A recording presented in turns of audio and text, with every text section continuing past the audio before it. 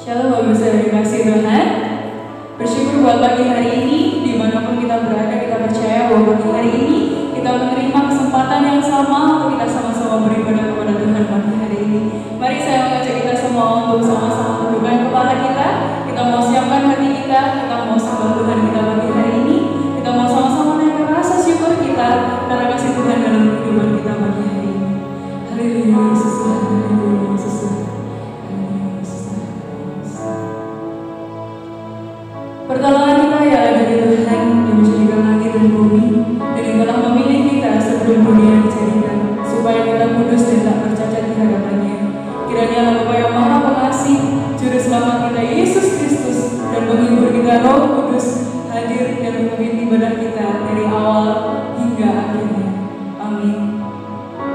Dia percaya bahwa setiap kami Tuhan pagi hari ini, Kau yang menjamah setiap kami Tuhan, Kau yang melihat setiap kedalaman hati kami pagi hari ini Tuhan Yesus. Kami percaya Tuhan, kuasa Roh Kudus mengalir buat setiap kami Tuhan pagi hari ini Tuhan. Dimanapun kami berada Tuhan Yesus, Kau yang selalu menemani kami, menjaga kehidupan kami Tuhan. Betapa kami bersyukur Tuhan memiliki Allah yang luar biasa seperti Engkau Tuhan Yesus. Kami mau naikkan setiap rasa syukur kami pagi hari ini Tuhan. Kami mau sembah Yesus kami mau sembah Engkau Raja di hidup kami Tuhan Yesus.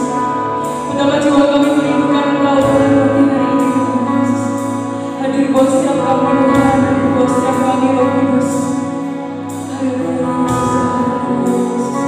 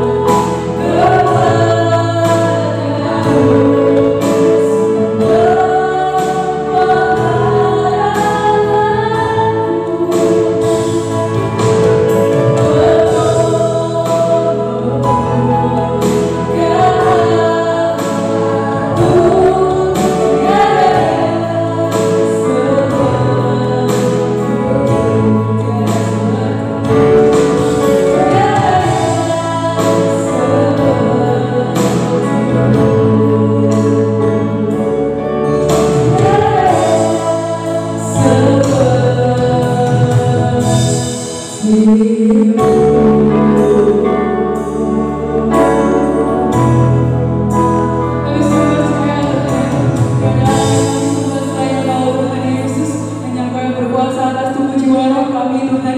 Biarlah Tuhan Kau yang melayangkan setiap ibadah kami pagi hari Tuhan Yesus. Kau yang melihat setiap kedalaman hati kami Tuhan. Biarlah kami mau sembah, kami mau beri yang terbaik buat Tuhan Yesus kami. Thank you Tuhan buat segalanya, buat nafas yang baru di pagi hari ini. Kami sungguh bersyukur Tuhan, kami sungguh bersyukur untuk yang luar biasa seperti Engkau Tuhan Yesus. Di dalam nama Tuhan Yesus kami bersyukur dan berdoa. Haleluya. Amin. Ya, kita bersyukur Bapak Saudara bahwa di pagi hari ini kita memiliki kesempatan yang sama, nafas yang baru.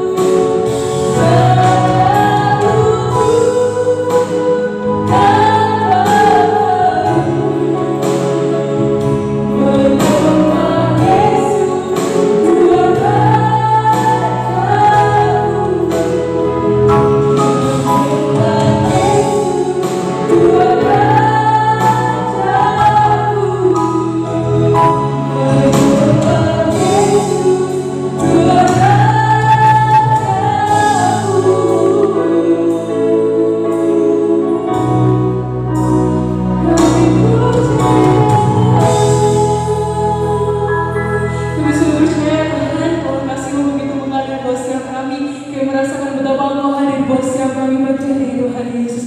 Tuhan, kami siapkan hati kami, kami mau terima yang terbaik daripada Engkau bagi hari Tuhan Yesus. Biarlah Tuhan dapat tertanam dalam ke hati kami Tuhan Yesus. Thank you buat segalanya Tuhan, kami siap yang mendengarkan kebenaran firman-Mu. Di dalam nama Tuhan Yesus, kami bersyukur dan berdoa. Haleluya. Amin. Shalom jemaat yang dikasihi Tuhan. Kita patut bersyukur oleh karena anugerah dan kemurahan Tuhan.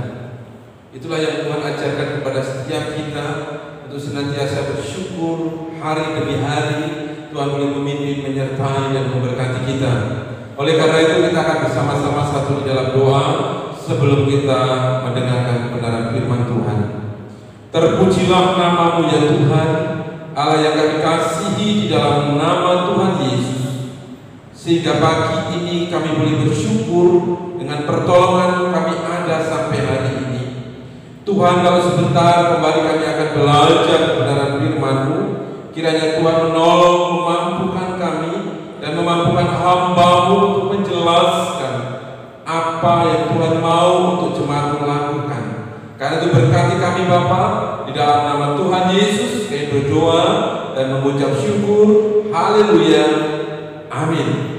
Saudaraku yang dikasihi Tuhan, pagi ini kita akan belajar kebenaran firman Tuhan yang terdapat di dalam Yohanes 12 ayat 1 sampai yang kelima, kemudian Lukas 10 ayat 32 sampai 42. Tetapi kita akan membaca terlebih dahulu di dalam Yohanes 12 ayat 1 sampai 5. Demikian bunyi firman Tuhan. 6 hari sebelum Paskah, Yesus datang ke Betania, tempat tinggal Lazarus yang dibangkitkan Yesus dari antara orang mati. Di situ diadakan perjamuan untuk dia dan Marta melayani, sedang salah seorang yang turut makan dengan Yesus adalah Lazarus. Maka Maria mengambil setengah kati minyak narwastu murni yang mahal harganya, lalu meminyaki kaki Yesus dan menyekanya dengan rambutnya, dan bawa minyak semerbak di seluruh rumah itu. Tetapi Yudas Iskariot, seorang dari murid-murid Yesus yang akan segera menyerahkan dia, berkata, "Mengapa minyak narwastu ini tidak dijual 300 dinar dan uangnya diberikan kepada orang-orang miskin?" Saudaraku yang berbahagia adalah setiap kita yang membaca, merenungkan, terlebih melakukan firman Tuhan di dalam kehidupan kita. Tema firman Tuhan pada pagi hari ini, apa motivasi Anda ketika datang kepada Tuhan? Saudara-saudaraku yang dikasihi Tuhan, satu pertanyaan yang perlu kita renungkan bersama-sama di dalam hidup kita ketika kita melangkah, ketika kita melangkahkan kaki kita untuk menuju ke rumah Tuhan. Apa motivasi Bapak Ibu sekalian ketika mau berjumpa dengan Yesus? Saudara-saudaraku yang dikasihi oleh Tuhan, pertanyaan ini jarang orang tanyakan, tetapi perlu kita tahu untuk mengoreksi diri kita masing-masing supaya kita tahu apa motivasi kita ketika kita datang kepada Tuhan. Pagi hari ini kita akan belajar dari beberapa tokoh yang ada di dalam bacaan kita ini. Kita akan melihat motivasi mereka itu apa, dan kemudian kita ada di mana supaya kita mengintrospeksi diri, supaya motivasi kita itu hendaknya seturut dengan kehendak Yesus. Saudara-saudara yang dikasihi Tuhan, paling tidak kita menemukan 3 tokoh, walaupun kalau kita mau belajar banyak. Yang pertama, saudara, dari Yudas Iskariot. Saudara perhatikan ayat yang keempat. Tetapi Yudas Iskariot, seorang dari murid-murid Yesus yang segera menyerahkan dia, berkata, "Mengapa minyak narwastu ini tidak dijual 300 dinar dan uangnya diberikan kepada orang-orang miskin?" Saudara perhatikan apa yang dilakukan oleh Yudas ketika melihat dan menyaksikan Maria yang sedang melayani Yesus, yang sedang dekat dengan Yesus begitu indahnya. Saudara, Maria ingin memberi yang terbaik di dalam hidupnya, sekalipun tidak berkelimpahan, tetapi Maria ingin memberi yang terbaik. Oleh karena itu, saudara sekalian, ketika Maria meminyaki kaki Yesus dengan minyak narwastu murni yang cukup mahal, saya tidak mau hitung-hitungan, tetapi saya melihat, dan kalau kita mau belajar tentang minyak narwastu, ini cukup mahal harganya. Tetapi Maria mau melakukan ini semua. Maria mau memberikan semua ini untuk Yesus, karena Maria mau beri yang terbaik. Tapi saudara perhatikan, ketika Yudas Iskariot menyaksikan itu, saudara bisa melihat sikap yang dilakukan kelihatannya baik. Kenapa kita harus pemborosan? Apakah minyak narwastu itu gak bisa dijual kemudian dibagikan daripada untuk meminyaki Yesus? Kelihatannya baik sekali.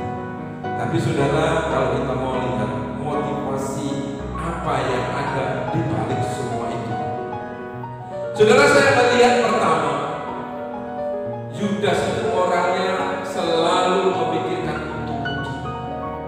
Saudara, kalau pelayanan sudah memikirkan untung rugi, engkau akan menjadi orang yang paling menyesal. Engkau orang yang paling menderita. Oke, kalau di dalam bisnis kamu boleh hitung-hitungan untung rugi. Tetapi kalau engkau di dalam melayani Tuhan, datang kepada Tuhan, kemudian hitung-hitungan untung dan rugi, engkau adalah orang yang paling menderita di dalam hidupmu, saudara. Engkau tidak pernah melihat betapa Allah mengasihi engkau. Engkau tidak pernah menghitung betapa Allah peduli akan engkau. Engkau lupa itu karena hanya mementingkan kepentinganmu diri sendiri. Saudara, ketika Yudas bilang alangkah baiknya kalau minyak itu dijual, saudara, dia punya mimpi, dia punya kerinduan. Kalau itu bisa dijual, paling tidak aku bisa menggunakan separuh untuk orang miskin. Coba saudara, bisa tidak saudara? Kalau kita motivasi kepada Tuhan, itu selalu memikirkan untung dan rugi. Saudaraku yang dikasih Tuhan, orang seperti Yudas ini hanya bisa mengkritik. Coba saudara, dia tidak bisa melakukan yang terbaik, tetapi dia hanya bisa mengkritik. Dia hanya bisa menilai. Dia hanya bisa menyalahkan. Saudara, sangat sedih sekali kalau kita datang ke gereja, kemudian hanya bisa menyalahkan, ini kurang, itu tidak beres, itu tidak pas. Tetapi kita tidak pernah bersyukur dan melakukan yang terbaik. Tetapi kita selalu menyalahkan orang, kita selalu mengkritik, ini kurang, ini tidak pas. Saudara, ketika engkau seperti itu, berarti di dalam dirimu tidak ada kepuasan. Yudas adalah tipe orang yang suka mengkritik. Yudas adalah orang yang suka tipe mengomentari, tetapi tidak mau melakukan. Saudara, sangat disayangkan kalau engkau datang ke gereja melayani Tuhan, tapi motivasimu hanya ingin mencari-cari kesalahan, mencari-cari kekurangan yang ada di dalam gereja. Saudara, saya mau pastikan gereja banyak kekurangan. Gak usah dicari-cari, dilihat saja kita sudah kelihatan. Tetapi apakah engkau akan selalu mencari-cari itu untuk memuaskan dirimu? Saudara, hati-hati, jangan sampai seperti Yudas. Saudara sekalian yang dikasih Tuhan, ada lagi yang mengerikan motivasinya, selalu mencari kepuasan dan keuntungan untuk diri sendiri. Dan itulah yang dilakukan oleh Yudas. Saudara yang dikasih Tuhan, pada pagi hari ini Tuhan ingatkan kepada kita sekalian, apakah motivasimu ketika kau datang kepada Tuhan? Apakah kau seperti Maria dengan hati yang tulus melayani Tuhan? Atau kau ingin mencari-cari kesalahan orang? Atau kau ingin mencari-cari kelemahan gereja? Atau kau ingin mencari-cari apa yang tidak ada dalam gereja? Yang kedua, saudara, kita akan melihat tokoh dari Marta. Lukas 10 ayat yang ke-40 yang berbunyi demikian. Sedang Marta sibuk sekali melayani.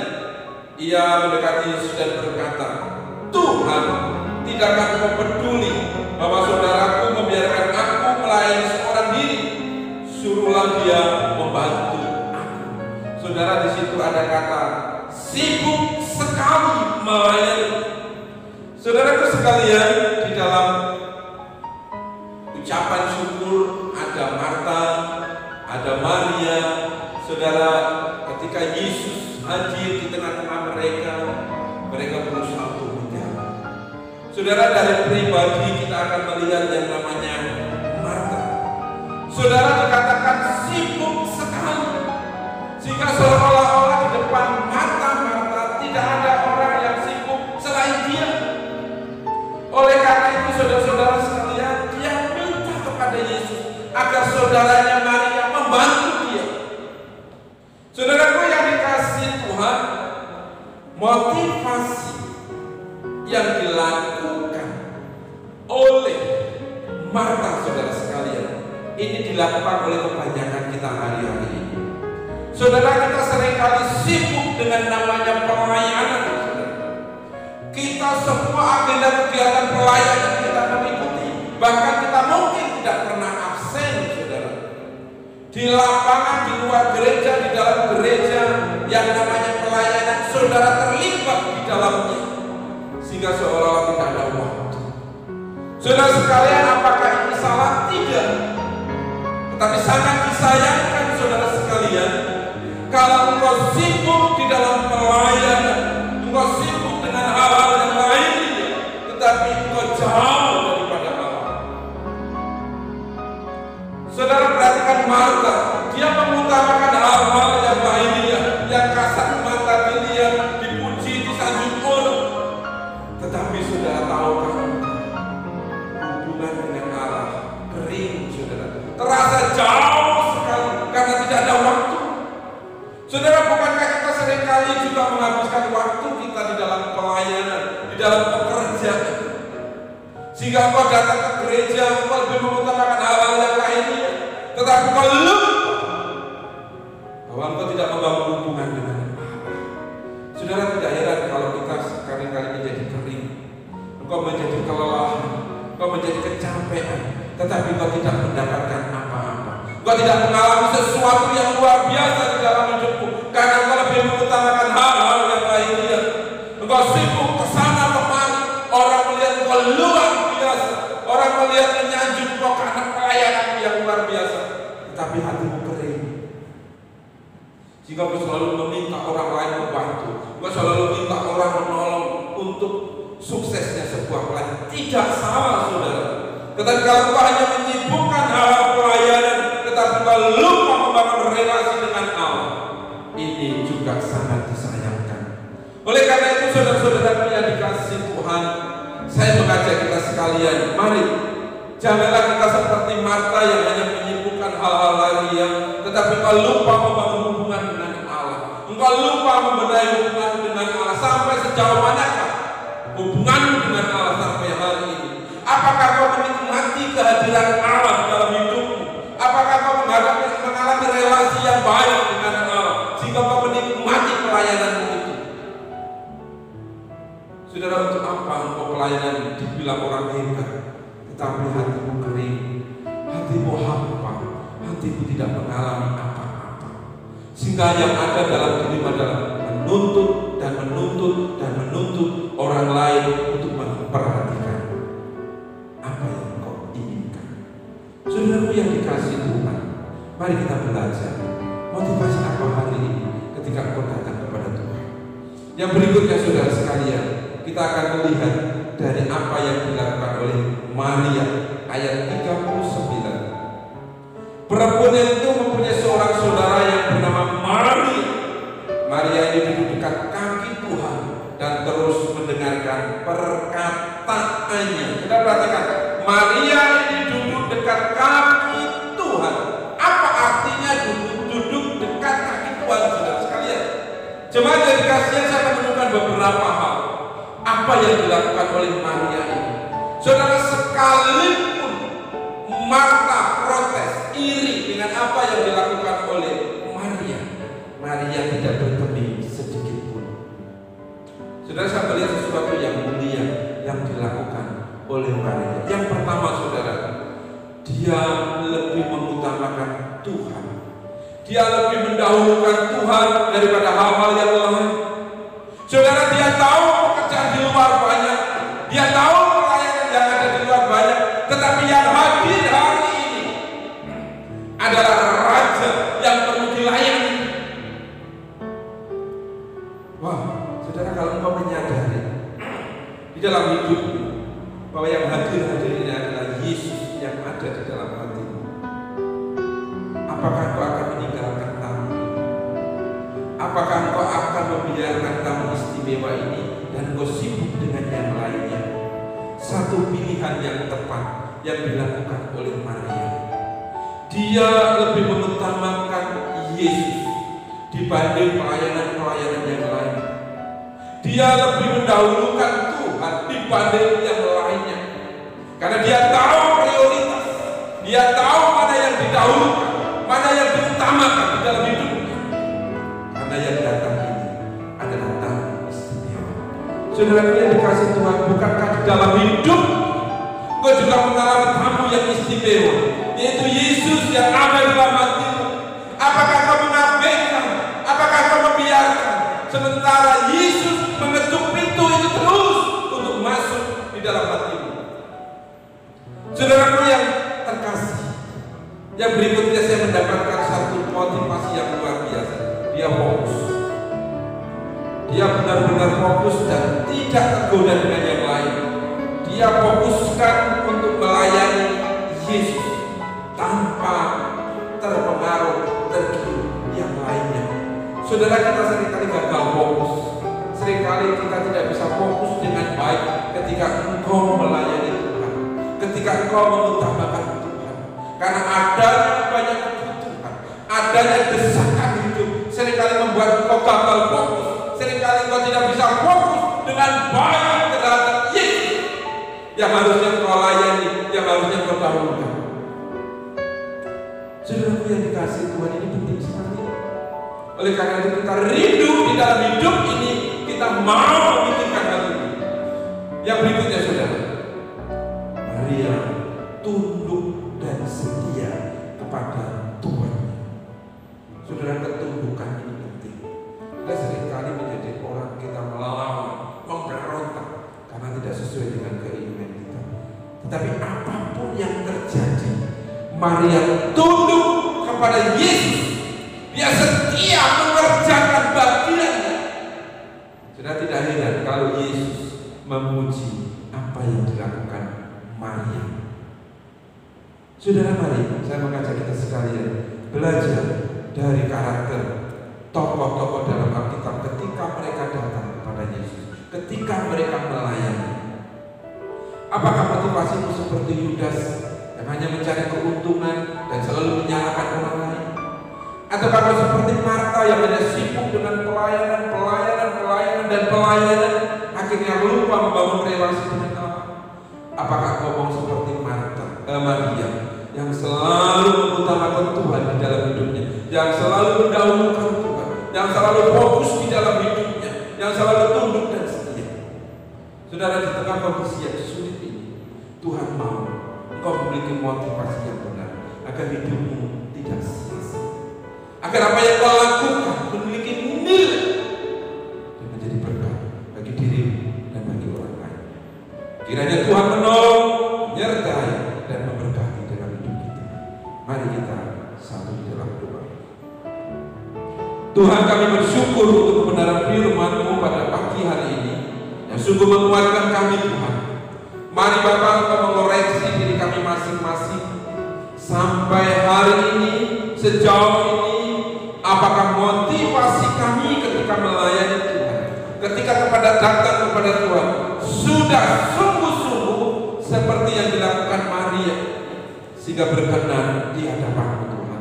Ajari kami mendahulukan Tuhan, mengutamakan Tuhan di dalam hidup Ajar kami untuk fokus di dalam melayani kepada Tuhan saja. Ajar kami untuk tunduk dan setia kepada-Mu ya Tuhan. Terima kasih untuk kebenaran firman-Mu. Biar menjadi kekuatan buat kami dan menolong kami untuk menjadi orang-orang yang setia di dalam Tuhan. Dalam nama Tuhan Yesus, berdoa dan mengucap syukur.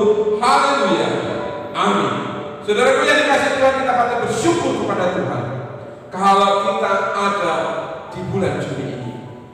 Kondisi perubahan demi perubahan terjadi, tetapi anak Tuhan tetap setia, tetap kuat dalam Tuhan, dan percayalah kesulitan-kesulitan yang ada akan Tuhan lewatkan, dan Tuhan akan gantikan dengan harapan yang baru bersama dengan Tuhan. Tuhan Yesus memberkati. Kita akan mengakhiri ibadah kita, dan terimalah berkat Tuhan. Bapak surga, kami bersyukur kepada-Mu dan kami akan mengakhiri ibadah ini. Kiranya damai, sejahtera, dan sukacita Allah akan menyertai dan memberkati di dalam kehidupan kami mulai pagi hari ini sampai selama-lamanya. Amin. Ibadah selesai. Tuhan Yesus memberkati.